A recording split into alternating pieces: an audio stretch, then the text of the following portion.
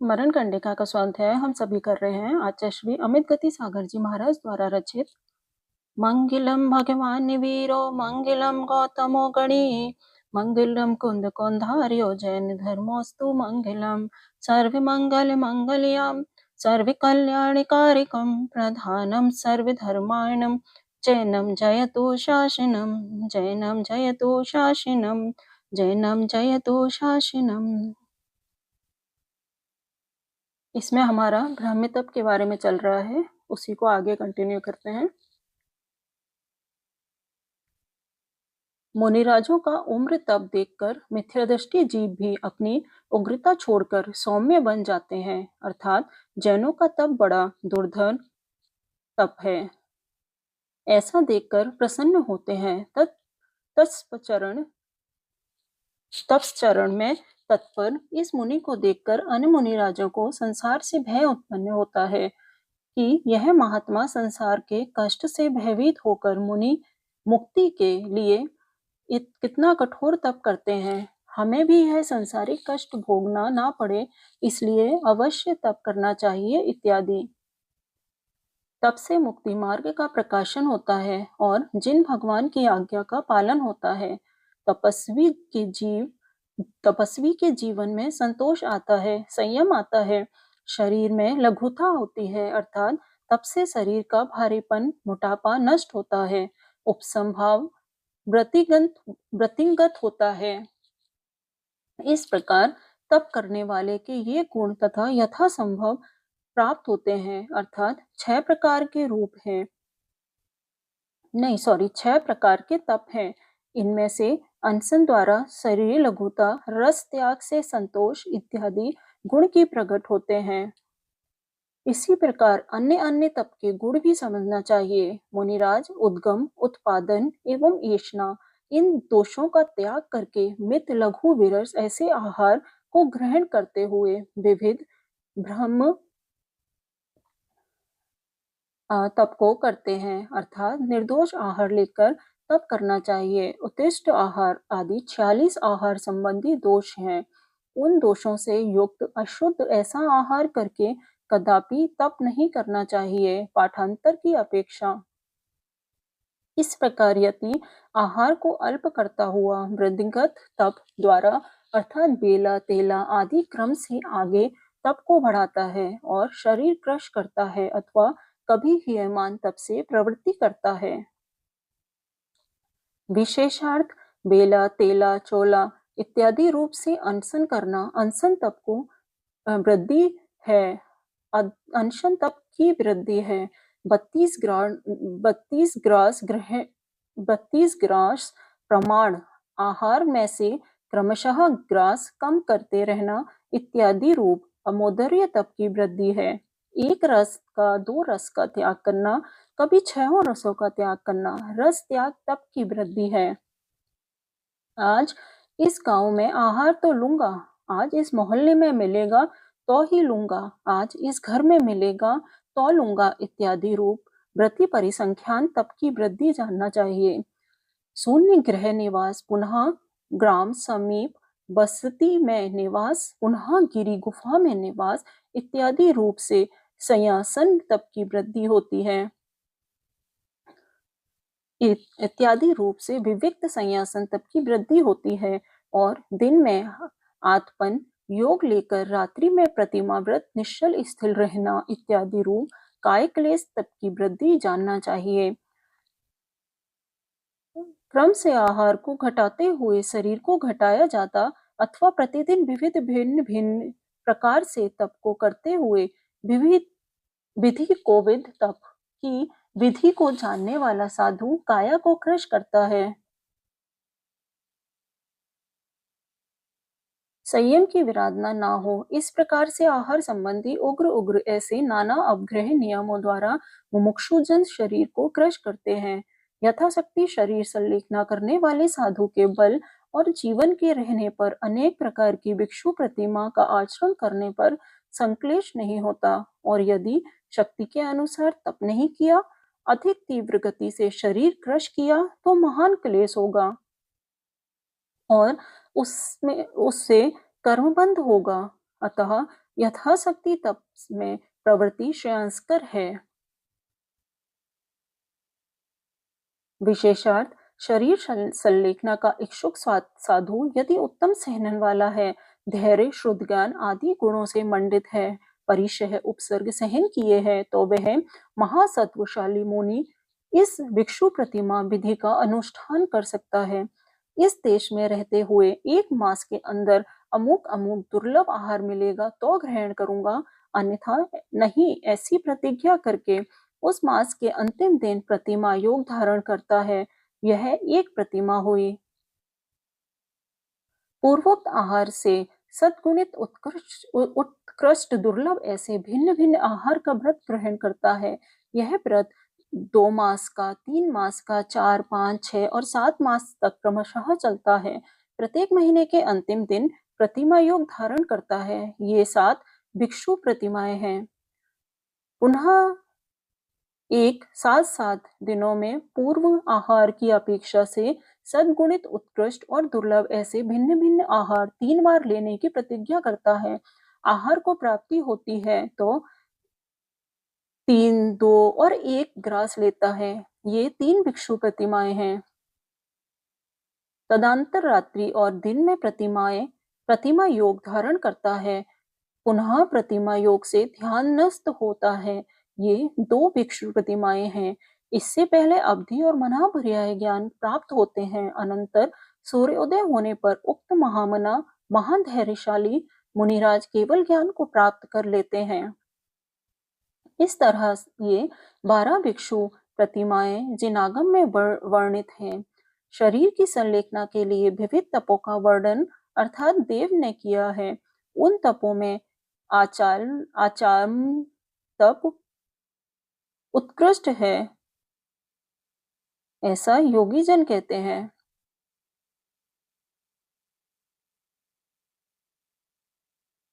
बेला, तेला आदि विविध उपवासों द्वारा तप करता हुआ निष्प्रमादी यति क्रमशः अल्पाहार को करता है, पुनश्च बहुत प्रकार से आचाम्ल को करता है, अर्थात 2, 3 आदि उपवास करे, मध्य मध्य में अल्प आहार अमोदर्य तप करता रहे, फिर आचाम्ल विधि करे। आचाम्ल को यहाँ पर कंजिका शब्द से कहा जाता है। केवल मांड लेना अथवा कुछ भात के कण जिसमें हो ऐसा मांड ही लेना आचाम्ल या कंजिका आहार है। कोई केवल भात के आहार को आचाम्ल कहते हैं, कोई भात और इमली का पानी लेने को आचाम्ल कहते हैं। संलेखना के 2 भेद भक्त प्रत्याख्यान है। संलेखना का जो भेद भक्त प्रत्याख्यान है उसी का अति विस्तार से वर्णन चल रहा है। इस भक्त प्रत्याख्यान का काल उत्कृष्ट रूप से 12 वर्ष प्रमाण जिनेन्द्र देव ने कहा है। 12 वर्ष किस प्रकार व्यतीत करें सो बताते हैं। विविध आत्मान आदि योग धारण करके 4 वर्ष व्यतीत करता हूँ। पुनः समस्त रसों का त्याग करते हुए 4 वर्षों को पूर्ण करता हूँ। आचाम्ल तप का तथा रस त्याग द्वारा 2 वर्ष पूर्ण करता हूँ। पुनः 1 वर्ष केवल आचाम्ल तप द्वारा व्यतीत करता हूँ। इस प्रकार 4 वर्ष उपवास द्वारा, 4 वर्ष रस त्याग द्वारा, 2 वर्ष आचाम्ल और रस त्याग दोनों द्वारा, 1 वर्ष केवल आचाम्ल द्वारा व्यतीत होने पर शुद्धि बुद्धि वाले वे छपक मुनिराज अंतिम 12 वर्ष के प्रथम 6 मास तो मध्यम तप द्वारा और द्वितीय 6 मास उत्कृष्ट कायिक क्लेश करो तप द्वारा व्यतीत करते हैं। द्रव्य क्षेत्र, काल और धातु शरीर प्रकृति को जानकर साधु उस प्रकार से तप करता है जिस प्रकार से कि बात पित्त कफ दोष शोभित ना हो। आहार को यहाँ पर द्रव्य शब्द से कहा है। कोई आहार शाक बहुल होता है, कोई रस बहुल होता है, कोई कुथली युक्त, कोई निष्पाव चना आदि से मिश्रित इत्यादि आहार को ज्ञात करना अर्थात इस देश ग्राम आदि में रस बहुत आहार प्राप्त होता है अथवा नहीं, शाक बहुल है इत्यादियों को देखकर उपवास आदि तप करे, जिससे शरीर शोषकता या बात आदि दोष कुपित न हो। यह देश जल बहुल है, इसमें वर्षा बहुत है तथा इस क्षेत्र में पानी नहीं है, शुष्क प्रदेश है इत्यादि देखकर तप करना चाहिए, क्योंकि अनूप देश अर्थात जल बहुल देश में उपवास ठीक होते हैं। यह ग्रीष्म काल है, यह शीत काल है, ग्रीष्म में तपश्चरण करना कठिन पड़ता इत्यादि काल को जानना है। मेरी शरीर प्रकृति कैसी है, वात प्रधान है या कफ प्रधान है इत्यादि विचार करना चाहिए, उससे रोग नहीं आते हैं। कसाई संलेखना को कहते हैं। अब इस तरह अनेक प्रकार को तप विधि द्वारा संलेखना मार्ग को करते हुए चतुर छपक मुनि अपनी आत्मशुद्धि को कभी भी नहीं छोड़ें, अर्थात आत्मश्रद्धा आत्मभावना की सुरक्षा पूर्वक ही तप करना चाहिए। भाव शुद्धि के बिना जो साधुजन उत्कृष्ट भी तप करते हैं, उनके आत्मशुद्धि नहीं होती। उनकी वह तप की क्रिया केवल ब्रह्मलेश्य मात्र है, अर्थात ख्याति पूजा और लाभ आदि की इच्छा से तप करना आत्मा की शुद्धि का कारण नहीं है। आत्मशुद्धि बिना कर्म निर्जरा नहीं होती, अतः ऐसा तप मोक्ष मार्ग में व्यर्थ है। कसाई से आकुलित है चित्त जिसका, ऐसे व्यक्ति के भाव शुद्धि कहाँ से हो सकती है। इसलिए कसायों को अवश्य ही क्रश करना चाहिए। कसायों को जीतने का उपाय दिखाते हैं। साधुजनों को क्षमा द्वारा तो क्रोध को जीतना चाहिए, मान को मार्दव संपत्ति द्वारा, माया को सदा ही आर्जव धर्म द्वारा, और संतोष योग से लोभ को जीतना चाहिए। जो शुद्ध बुद्धि वाला साधु है, वह चारों ही कसायों के बस में नहीं आता, क्योंकि वह उन कसायों को उत्पत्ति ही सर्वदा होने नहीं देता। जहां पर कसाय रूपी अग्नि उत्पन्न होती है, उस द्रव्य क्षेत्र आदि को सदा ही छोड़ देना चाहिए, और जहां पर कसायों का समन होता है, उस द्रव्य आदि को चतुर साधु को ग्रहण करना चाहिए। यदि कदाचित कसाय रूप अग्नि उत्पन्न भी हो जाए तो शीघ्र ही उसे बुझा देना चाहिए, क्योंकि कसायों को शांत होने पर शेष दोष वास्तव में शांत ही हो जाते हैं। परिग्रह के अभाव में साधु के राग द्वेष विनिष्ट हो जाती है। क्या कारण के अभाव में कार्य होता हुआ कहीं देखा गया है? नहीं। मतलब जैसे मिट्टी या कपास रूप कारण के रहने पर घट और पट रूप कार्य उत्पन्न होता है, अन्यथा नहीं। इसी प्रकार परिग्रह के अभाव में साधु के राग द्वेष नहीं होते हैं। अब यहाँ पर क्रोध रूप अग्नि कब कैसे प्रज्वलित होती है एवं बढ़ती है, इसको बताते हैं। खोटे वचन सहन नहीं होने रूप वायु से जो प्रेरित हुई है, ऐसी क्रोध रूपी प्रचंड अग्नि सहसा उत्पन्न हो जाया करती है, और वह अग्नि प्रायुक्त रूपी खड़े बड़े भारी ईंधन द्वारा भयंकर रूप धारण करती है। पर यहाँ साधु आचार्य आदि के क्रोध कैसे उत्पन्न होता है, किस कारण बढ़ता है, इसको बताया है। शिष्य की अयोग्य प्रवृत्ति रोकने के लिए गुरु उपदेश देते हैं, परंतु शिष्य जब प्रतिकूल वचन बोलता है तब गुरु को वह सहन नहीं होता। यह सहन नहीं होता कि एक तरफ की वायु है, इससे गुरु के मन में कोप अग्नि प्रज्वलित होती है। गुरु पुनः शिष्य को समझाने का प्रयत्न करता है, शिष्य उत्तर प्रत्युत्तर करता है, उससे कोप अग्नि बढ़ती है, अथवा गुरु के कठोर आज्ञा परक वचन शिष्यों को सहन नहीं होने से उसको कोप उत्पन्न होता है। इस प्रकार कोप रूपी अग्नि के प्रकट होने पर उससे रत्नत्रय रूपी वन शीघ्रतया जलकर भस्मसात हो जाता है। उससे संसार रूपी अंगारों का समूह महाभयंकर संताप हो करता है। इस प्रकार की कोप अग्नि को कैसे शांत करें, इसका उपाय बताते हैं। जब क्रोध अग्नि उत्पन्न होती है, तब उसे बुद्धिमान को इच्छाकार, मिथ्याकार तथा कार नमस्कार रूप श्रेष्ठ जल द्वारा शांत करना चाहिए। भावार्थ, शिष्य द्वारा गुरु को क्रोध उत्पन्न हो जाए तो उसका उपाय यहाँ बताया है। हे गुरुदेव, आपके शिक्षा वचन को मैं अब चाहता हूँ। इस प्रकार शिष्य के नम्र वचन इच्छाकार कहलाता है। हे पूज्य, मैंने आपको प्रतिकूल वचन सुनाया, प्रत्युत्तर दिया अथवा पहले जो अपराध किया है वह दोष मिथ्या हो, इस प्रकार कहना मिथ्याकार है। हो भगवान, प्रसन्न होवो, मैं आपको नमस्कार करता हूँ इत्यादि रूप वचन कहना आपकी शिक्षा बिल्कुल सत्य है इत्यादि रूप कहना तथाकार कहलाता है। समाधान, शांत भाव से यत्नशील सज्जन द्वारा कसायों के समान गौरव संज्ञा तथा नौ कसाय रूपी महासुभट की भी क्रश करने चाहिए। समस्त अशुभ कृष्ण, नील और कापोद लेश्याओं को निंदित करना चाहिए, अर्थात छोड़ देना चाहिए। विशेषार्थ गौरव या गौरव 3 हैं: रिद्धि गौरव, रस गौरव, साता गौरव।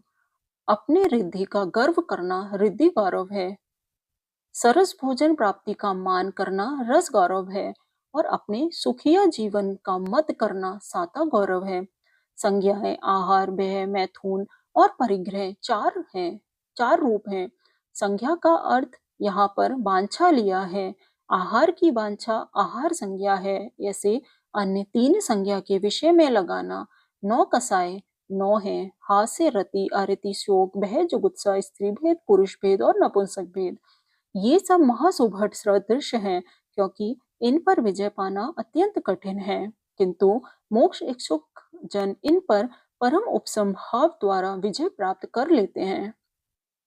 जिसने अपने अपग्रह यम नियमों को वृद्धिगत किया है, समस्त शरीर क्रश होने से नशा, जाल, अस्थिया जिनकी साफ साफ दिखाई दे रही है, ऐसे अंग उपांगों को क्रश करने वाला साधु अपने आत्मा में निष्ठ हो जाता है। ब्रह्म संलेखना, शरीर क्रश करना और अभ्यंतर संलेखना, कसाय क्रश करना, इन दोनों संलेखना को करके संसार का त्याग अर्थात परिभ्रमण को छोड़ने के इच्छुक योगी प्रकृष्ट तप को करता है। इति संलेखना सूत्र समाप्त हो। आगे दिशा नाम का 12वां अधिकार। समाधि के अवसर को प्राप्त हुए आचार्य अथवा साधु ऐसा विचार करते हैं कि यह शरीर मल मूत्र रूप अशुचि है, नष्ट होने वाला है, त्याज्य है। अब मैं इस शरीर को धारण करने में समर्थ नहीं हूँ। इस तरह शरीर त्याग का विचार करके जिसने समाधि की सामग्री को प्राप्त किया है, ऐसा वह साधु अपने संघ के शिष्यों के निकट जाता है। संलेखना करने के इच्छुक आचार्यों को संघ के हित का विचार करना चाहिए, अर्थात मेरे जाने के बाद मुनि, आर्यिका आदि चतुर्विध संघ का अहित न हो जाए, संघस्थ साधुओं का रत्नत्रय धर्म सुरक्षित रहे, इस बात का विचार आचार्य परमिष्टि समाधि मरण धारण करते समय करते हैं। ठीक ही है, सज्जन महापुरुष प्राणांत में भी परोपकार नहीं छोड़ते हैं। समाधि काल को ज्ञात करते हुए आचार्य अपने संघ को बुलाते हैं तथा संघ धारण करने में सामर्थ्य अपने सदृश साधु को देखते हैं, सोचते हैं। पवित्र क्षेत्र में बार, तिथि, नक्षत्र, लग्न आदि सौम्य हो, उस दिन योग्य शिष्य पर अपना संग समर्पित करते हैं, अर्थात नवीन आचार्य बताते हैं तथा उक्त नवीन आचार्य को एवं शिष्यों को थोड़े शब्दों में समझाते हैं।